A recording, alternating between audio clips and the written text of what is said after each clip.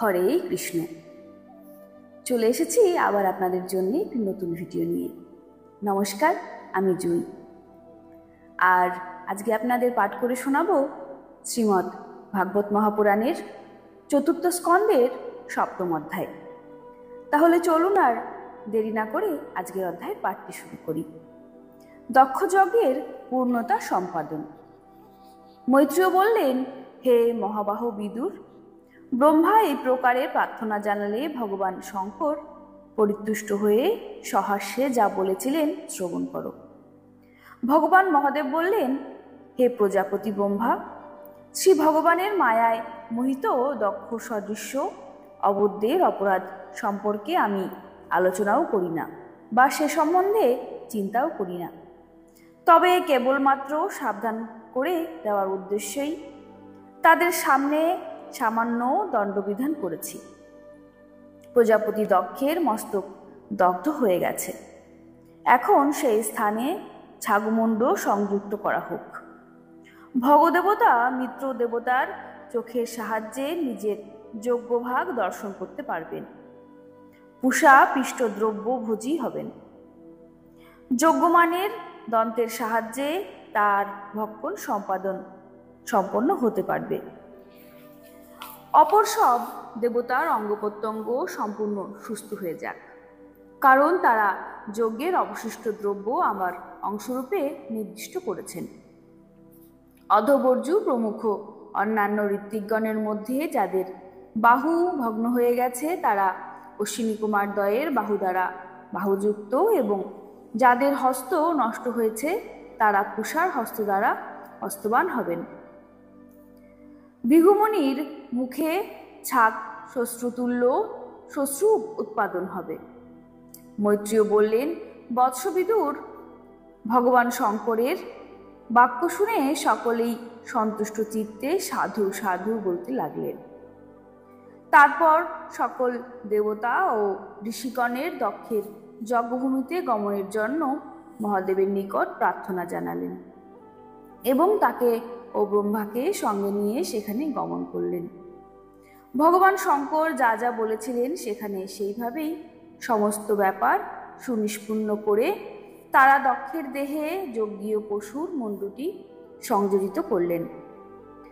মস্তক সংযোজিত করা হলে সেই দেহের প্রতি রুদ্রদেব দৃষ্টিপাত করলেন, আর সঙ্গে সঙ্গেই দক্ষ সদ্য সুপ্তথিতের মতো পুনর্জীবিত হয়ে উঠে সামনেই কল্যাণমূর্তি ভগবান শিবকে দর্শন করলেন।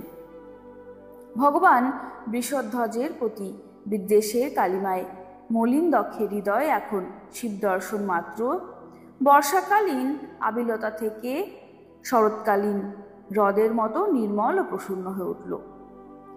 তার ইচ্ছা হলো শিবের স্তুতি করবেন, কিন্তু মৃতা কন্যা সতীর কথা মনে পড়ায় স্নেহে ও অপ্রীতিবিধেয় দুঃখে উৎকণ্ঠা তার চোখ বাষ্পাকুল হয়ে উঠল। মুখ দিয়ে বাক্য নিঃসরণ হলো না। শেষে অনেক কষ্টে হৃদয়ের আবেগ সংযত করে ধী শক্তি সম্পন্ন প্রজাপতি দক্ষ একান্ত প্রেম বিহ্বলতার সঙ্গে অকপটভাবে ভগবান শিবের স্তুতি করতে লাগলেন। দক্ষ বললেন, ভগবান, আমি আপনার নিন্দাবাস করে আপনার কাছে অপরাধ করেছিলাম। আপনি কিন্তু তার পরিবর্তে আমাকে উপেক্ষা না করে আমার দণ্ডবিধানের দ্বারা আমাকে শিক্ষা দিয়ে পরম অনুগ্রহই প্রকাশ করেছেন। আপনি এবং শ্রীহরি আচারহীন, নামে মাত্র ব্রাহ্মণ, ব্রহ্ম বন্ধুদের উপেক্ষা করেন না। সুতরাং আমার মতো যারা যাগযজ্ঞাদি কর্মে নিষ্ঠা ভরে রত থাকে তাদের প্রতি বিমুখ হবেন না, এটাই স্বাভাবিক। প্রভু, আপনি আত্মতত্ত্বের রক্ষার জন্য ব্রহ্মরূপ ধারণ করে বিদ্যা, তপস্যা ও ব্রতাদির অনুশীলনকারী ব্রাহ্মণদের সর্বপ্রথমে নিজের মুখ থেকে সৃষ্টি করেছেন। হে পরমেশ্বর, পশুপালক যেমন দণ্ড ধারণ করে পশুদের রক্ষা করে, তেমনি আপনি সেই ব্রাহ্মণদের সর্বপ্রকার বিপদ থেকে রক্ষা করে থাকেন। আপনার তত্ত্ব সম্পর্কে আমি সম্পূর্ণই অজ্ঞ ছিলাম। সেই কারণেই আমি সেই যজ্ঞসভায় নিজের দুর্বাক্য বাণে আপনাকে বিদ্ধ করেছিলাম। কিন্তু আপনি আমার সেই অপরাধ গ্রহণ করেননি। উপরন্তু আপনার মতো পূজ্যতম মহানুভাবের নিন্দাজনিত পাপে আমি অতি নীচ ঘোর নরকে পতনোন্মুখ। আমাকে আপনার করুণাপূর্ণ দৃষ্টিপাতে রক্ষা করেছেন।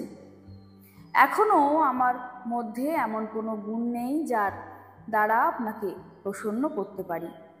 আপনি নিজ গুণেই আমার অতি প্রসন্ন হন। মৈত্রেয় বললেন, এইভাবে ভগবান আশুতোষ শঙ্করের কাছ থেকে সকৃত অপরাধের ক্ষমা অনুমোদন করিয়ে নিয়ে তারপর প্রজাপতি দক্ষ ব্রহ্মার নির্দেশে উপাধ্যায় এবং ঋত্বিকগণের সহায়তায় যজ্ঞ আরম্ভ করলেন।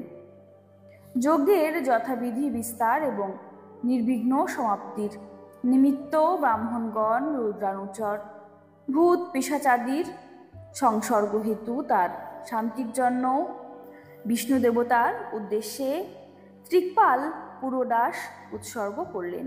হে বিদুর, সেই হবি হাতে নিয়ে আহুতি দেওয়ার জন্য দণ্ডায়মান অধবর্জুর সঙ্গে যজমান দক্ষ যখনই বিশুদ্ধ চিত্তে শ্রীহরির ধ্যান করলেন, তৎক্ষণাৎ ভগবান সেখানে আবির্ভূত হলেন। বৃহৎ এবং রথন্তর সামযুক্ত স্রোত, যার দুটি পক্ষস্বরূপ সেই গরুড়ের দ্বারা বাহিত হয়ে নিজের অঙ্গপ্রভায় 10 দিক আলোকিত এবং উপস্থিত অন্যান্য দেবতাদের তেজ হরণ করে ভগবান শ্রীহরি সেখানে উপস্থিত হলেন। তার বর্ণ শ্যাম, কোটি দেশে স্বর্ণ রসনা এবং পীতম্বর, মস্তকে সূর্যের মতো উজ্জ্বল মুকুট, মুখমণ্ডল ভ্রমর কৃষ্ণ কেশুরাশি এবং স্বর্ণকুণ্ডলের দীপ্তিতে মনোহর। ভক্তগণের রক্ষার জন্য সর্বদা ব্যাঘ্র শুভ্রানলঙ্কারের মণ্ডিত তার 8টি হস্তে শঙ্খ পদ্ম চক্র বাণ ধনু গদা খড়গ এবং চর্ম ধারণ করে প্রফুল্ল কর্ণিকার বৃক্ষের মতো তিনি শোভা পাচ্ছিলেন। তার বক্ষস্থলে লক্ষ্মীদেবী বিরাজ করছিলেন, গলায় বনমালা পরিহিত। তার করুণা ও প্রসন্নতায় পরিপূর্ণ শীতহাস্য এবং দৃষ্টিপাতে সমগ্র বিশ্ব আনন্দিত হয়ে উঠেছিল। তার দুই পাশে সচল পার্শ্বদ্রূপী চামর ও ব্যজন, এই দুই শুভ্র রাজহংসের মতো শোভা পাচ্ছিল। মাথার উপরে চন্দ্রের মতো শ্বেতছত্র বিরাজ করেছিল। ভগবান শ্রীহরি সমুপস্থিত হয়েছেন দেখে ব্রহ্মা মহাদেব ইন্দ্র প্রমুখ দেববৃন্দ এবং ঋষি ও গন্ধার্বদি সহ সকলেই সত্বর দণ্ডায়মান হয়ে তাকে প্রণাম করলেন। তার তেজদীপ্তিতে তাদের দেহকান্তি স্নান হয়ে গেল, জিহ্বা অবসন্ন হয়ে এলো এবং নিজেদের দৈন্যবোধের কারণে সলজ্জ সংকোচ এবং শ্রীহরির প্রতি সম্ভ্রমে পরিপূর্ণ হৃদয়ে তারা যুক্তিকর মস্তকে ধারণ করে শ্রীহরির সম্মুখে দণ্ডায়মান অবস্থায় স্তব করতে লাগলেন। যদিও ব্রহ্মাদি দেবগণের ধী শক্তি শ্রী ভগবানের মহিমা সম্পর্কে সম্যক ধারণা করতে সক্ষম নয়, তথাপি ভক্তগণের প্রতি অনুগ্রহ প্রকাশের নিমিত্ত দিব্যমূর্তি ধারণ করে আবির্ভূত সেই শ্রীহরিকে তারা নিজ নিজ বুদ্ধি অনুসারে স্তুতি করেছিলেন। সর্বপ্রথমে দক্ষ একটি অত্যুত্তম পাত্রে পূজা সামগ্রী গ্রহণ করে নন্দ সুনন্দ প্রভৃতি পার্শ্বদগণের দ্বারা পরিবৃত প্রজাপতিগণের পরম গুরু ভগবান যোগেশ্বরের নিকটে গেলেন এবং আনন্দিত চিত্তে বিনীতভাবে যুক্ত করে প্রার্থনা ও স্তুতিবচন উচ্চারণ করতে করতে তার শরণাপন্ন হলেন। দক্ষ বললেন, ভগবান নিজ স্বরূপে আপনি বুদ্ধির বিভিন্ন অবস্থার অতীত শুদ্ধ চিন্মাত্র স্বরূপ এবং ভেদ শূন্য সুতরাং নির্ভয়। আপনি মায়াকে নির্জিত করে সম্পূর্ণ স্বতন্ত্রভাবেই বিরাজমান, অথচ মায়ার দ্বারাই জীবভাব গ্রহণ করে সেই মায়াতেই যখন অবস্থান করেন তখন অজ্ঞানাচ্ছন্ন লৌকিক জীববৎ প্রতীত হন। ঋত্বিকগণ বললেন, হে উপাতিরহিত নিরঞ্জন স্বরূপ প্রভু ভগবান রুদ্রের প্রধান অনুচর নন্দীশ্বরের অভিশাপে আমাদের বুদ্ধি একান্তভাবেই কর্মকাণ্ডেই আবদ্ধ হয়ে গেছে।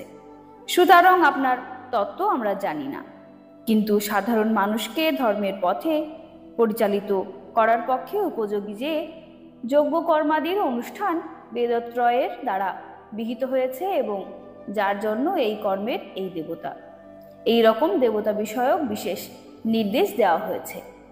সেই যজ্ঞ যে আপনারই মূর্তি, আমরা কেবল তাই বুঝি। সদস্যগণ বললেন, নিরাশ্রয়ের আশ্রয়দাতা হে প্রভু, এই সংসার পথ অসংখ্য ক্লেশে অত্যন্ত দুর্গম। এখানে কালরূপী মহা ভয়ঙ্কর সর্প সর্বদাই প্রতীক্ষারত, দ্বন্দ্বরূপ বহু গর্ত এখানে বিদ্যমান। দুর্জনরূপী হিংস্র জন্তুর ভয়ও এখানে যথেষ্টই আছে এবং শোকরূপ দাবানল এখানে নিত্য প্রজ্বলিত। বিশ্রাম স্থানরহিত এই পথে অজ্ঞ কামনা পীড়িত জীবগণ বিষয়রূপ মৃগতৃষ্ণা বাড়ির আশায় দেহ গৃহাদির গুরুভাব বহন করে ধাবিত হয়ে চলেছে। হায়, তারা কবেই বা আপনার দীপ পঙ্করের জন্য শরণাপন্ন হবে। রুদ্রদেব বললেন, হে বরদ, আপনার বরণীয় চরণ দুটি সকাম পুরুষদের এই জগতের ঈপ্সিত বস্তু প্রদান করে থাকে। আবার অপরপক্ষে যারা কোনো আসক্তই দ্বারাই বদ্ধ নন, সেই নিষ্কাম মুনিজনেরাও পরম আদরে সেই চরণের বন্দনা করে থাকেন। সেখানেই আমার চিত্ত নিবৃষ্ট থাকার ফলে যদি মূর্খ লোকে আমাকে আচারভ্রষ্ট বলে তো বলুক, আপনার পরম অনুগ্রহে আমি তাদের সেই রটনা গণ্যও করি না। ভৃগুমুনি বললেন, আপনার গহন মায়ায় আত্মজ্ঞান লুপ্ত হওয়ায় অজ্ঞান নিদ্রাচ্ছন্ন ব্রহ্মাদি দেহধারীগণ আত্মজ্ঞানের উদ্ভটক। আপনার তত্ত্ব আজ পর্যন্ত অবগত হতে পারেননি, কিন্তু তাহলেও আপনি স্বয়ং তো শরণাগত ভক্তের আত্মস্বরূপ এবং পরম সুহৃদয়। আপনি আমার প্রতি প্রসন্ন হন। ব্রহ্মা বললেন, পৃথক পৃথক রূপে পদার্থ সমূহের বোধের কারক ইন্দ্রিয়গুলি তারা লোকে যা কিছু দেখে তা আপনার স্বরূপ নয়, কারণ জ্ঞান শব্দাদি বিষয়ক এবং শ্রোতাদির ইন্দ্রিয় আপনি এই সকলেরই অধিষ্ঠান, এগুলি সবই আপনাতে অধ্যস্ত। সুতরাং আপনি সর্বত্রভাবে এই মায়াময় প্রপঞ্চের অতিরিক্ত, এর থেকে ভিন্ন। ইন্দ্র বললেন, হে অচ্যুত, দেববিদ্বেষী গণের বিনাশকারী উদ্ধতাস্ত্র অষ্টবাহু সমন্বিত আপনার এই বিশ্বভাবন শ্রীবিগ্রহ আমার মনে ও নয়নে অসীম আনন্দের উৎস। ঋত্বিক পত্নীগণ বললেন, ভগবান আপনার পূজার জন্যই ভগবান ব্রহ্মা এই যজ্ঞের সূচনা করেছিলেন, কিন্তু দক্ষের প্রতি কোপবশত দেব পশুপতি এখন তা ধ্বংস করে দিয়েছেন। হে যজ্ঞমূর্তি ভগবান, শ্মশান ভূমির মতো উৎসবহীন নিরানন্দ আমাদের সেই যজ্ঞকে আপনার নীলোৎপল স্নিগ্ধ নয়নের দৃষ্টিপাতে পবিত্র করুন। ঋষিগণ বললেন, ভগবান আপনার লীলা অতি বিচিত্র, কারণ আপনি স্বয়ং কর্ম করেও তাতে লিপ্ত হন না। সম্পদের কামনায় অন্যেরা যে লক্ষ্মী দেবীর উপাসনা করে, তিনি স্বয়ং আপনার অনুবর্তিনী হওয়া সত্ত্বেও আপনি তার বিশেষ কোনো সমাদর করেন না, তার সম্পর্কে নিষ্পৃহ থাকেন। সিদ্ধগণ বললেন, ভগবান আমাদের এই মনোরূপী হস্তি বিবিধ ক্লেশরূপ দাবানলে দগ্ধ এবং অত্যন্ত তৃষ্ণার্ত হয়ে আপনার কথারূপ বিশুদ্ধ অমৃতময়ী নদীতে মগ্ন হয়ে যেন ব্রহ্মানন্দের আস্বাদনে বিভোর হয়ে গিয়ে এই সংসার দাবানলের জ্বালা আর স্মরণও করে না, আর সেই নদী থেকে নির্গতও হতে চায় না। যজমনা পত্নী বললেন, হে সর্বসমর্থ পরমেশ্বর, আপনাকে স্বাগত। আমি আপনাকে নমস্কার করি, আপনি প্রসন্ন হন। হে লক্ষ্মীকান্ত, আপনার প্রিয়া লক্ষ্মী দেবীর সঙ্গে আপনি আমাদের রক্ষা করুন। যোগেশ্বর, মস্তকহীন কদম্ব দেহ যেমন প্রীতিজনক হয় না, তেমনি অন্য সব অঙ্গে সম্পূর্ণ হলেও আপনি ব্যতীত যজ্ঞের শোভা হয় না। লোকপালগণ বললেন, হে বিরাট স্বরূপ পরমাত্মা, আপনি নিখিল জীবের অন্তর্যামী সাক্ষী স্বরূপ। এই সমগ্র বিশ্ব সংসার আপনি দর্শন করে থাকেন। আমাদের এই ইন্দ্রিয় সমূহ কেবলমাত্র মায়িক পদার্থের অনুভবের পক্ষে উপযোগী। এদের দ্বারা কি আপনাকে প্রত্যক্ষ করা সম্ভব? প্রকৃতিপক্ষে আপনি ষষ্ঠ অর্থাৎ পঞ্চভূতের অতিরিক্ত। তবুও যে পাঞ্চভৌতিক শরীরের সঙ্গে আপনার সম্বন্ধের বোধ হয়, তা কেবল আপনার মায়া। যোগেশ্বরগণ বললেন, হে প্রভু, যে ব্যক্তি সমগ্র বিশ্বের আত্মারূপী আপনার এবং নিজের মধ্যে কোনো ভেদ দর্শন করে না, তার থেকে বেশি প্রিয় আপনার আর কেউ নেই। তথাপি হে ভক্তবৎসল, যে ব্যক্তি আপনাকে প্রভু জ্ঞানে অন্যান্য ভক্তিভাবে সেবা করে, তার প্রীতিও যেন আপনার কৃপা থাকে। জীবকুলের অদৃষ্টবশত আপনার ত্রিগুণাত্মিকা মায়া শক্তির সত্তাদি গুণের মধ্যে বহুবিধ বৈচিত্র্য উৎপন্ন হয়।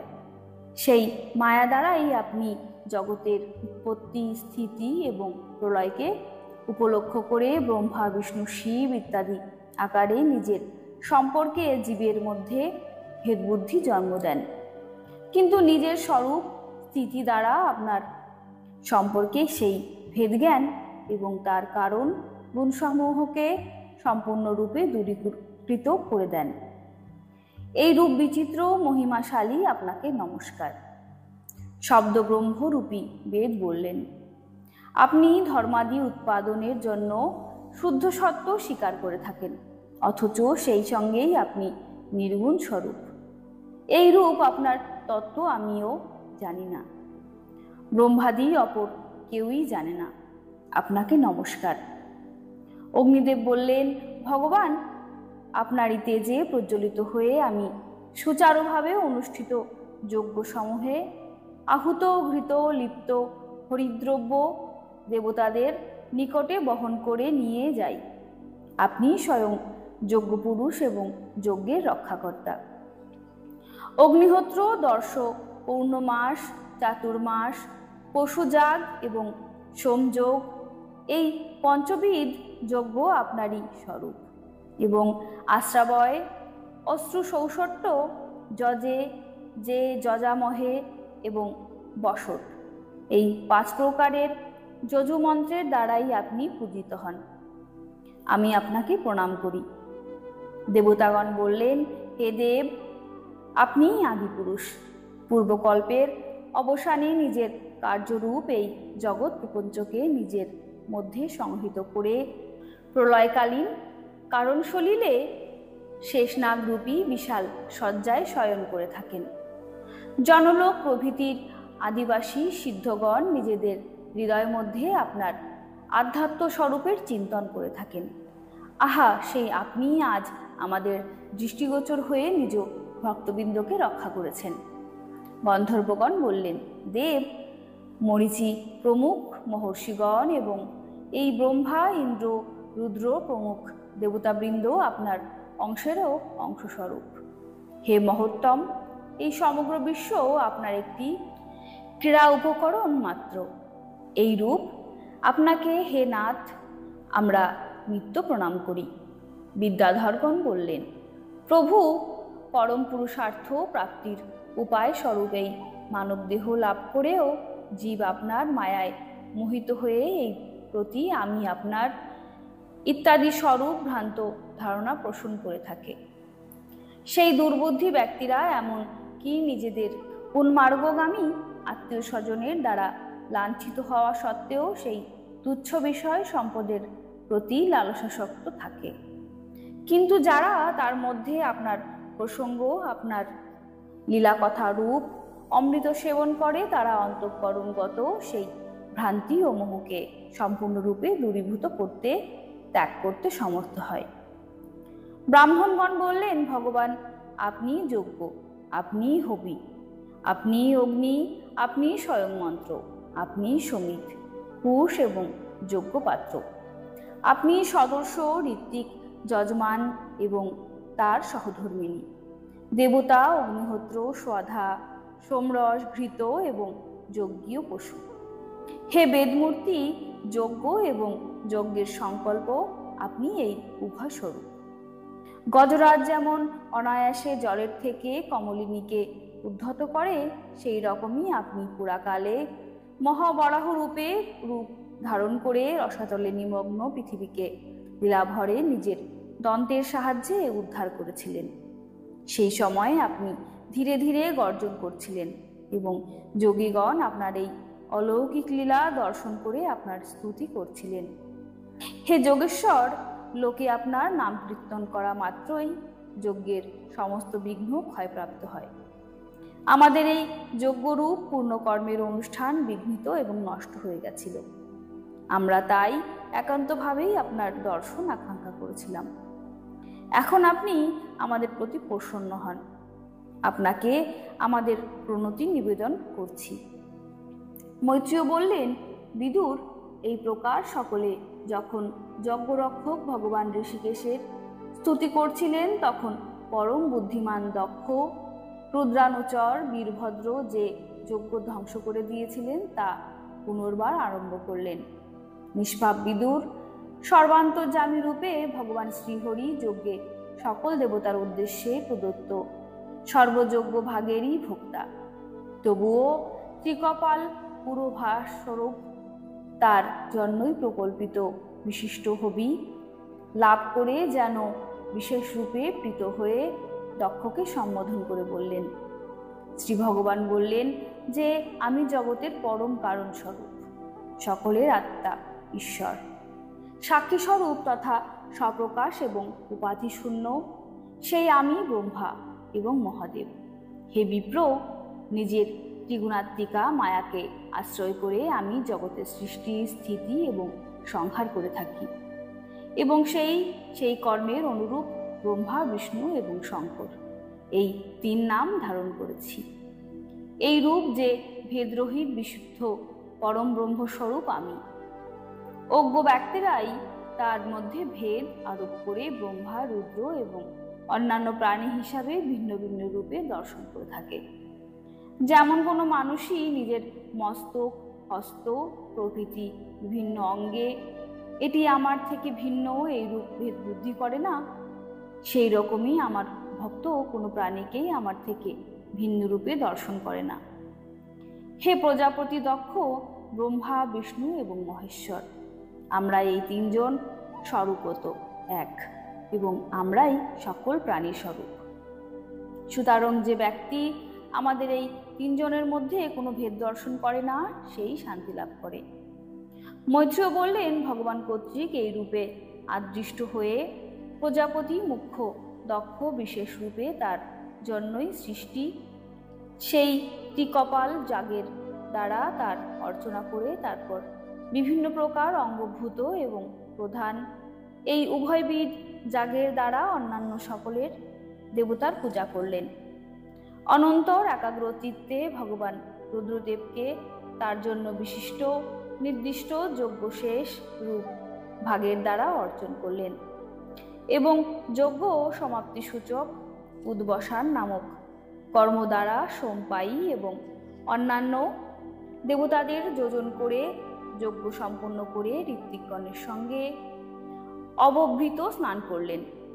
নিজের কর্মপ্রভাবেই যদিও দক্ষের সিদ্ধি লাভ হয়েছিল, তথাপি দেবতারা তাকে ধর্মে মতিদান করে স্বর্গলোকে প্রস্থান করলেন।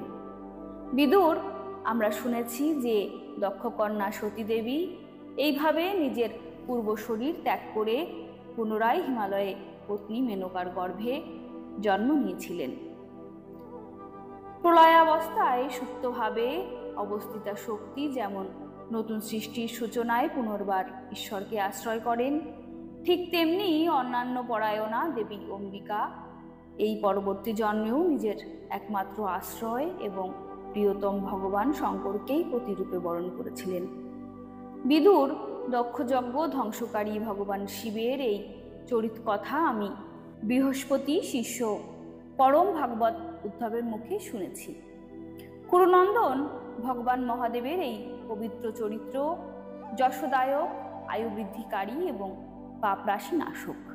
যে ব্যক্তি ভক্তিভরে নিত্য এই চরিতলীলা শ্রবণ এবং কীর্তন করে সে নিজের এবং অপরের সমগ্র পাপপুঞ্জের বিনাশ সাধন করে। শ্রী মহর্ষি বেদব্যাস প্রণীত পারমহংসী সংহিতা শ্রীমদ্ ভাগবত মহাপুরাণের চতুর্থ স্কন্ধের দক্ষযজ্ঞের পুনঃঅনুষ্ঠান নামক সপ্তম অধ্যায় এখানেই সমাপ্ত হলো। আমার ভিডিওগুলি আপনাদের কেমন লাগছে কমেন্টে আমাকে অবশ্যই জানাবেন। আর ভালো লাগলে অবশ্যই লাইক, কমেন্ট এবং সাবস্ক্রাইব করে আমার চ্যানেলের পাশে থাকবেন। আবার দেখা হবে নতুন একটি ভিডিওতে। ততক্ষণের জন্য আসি। নমস্কার।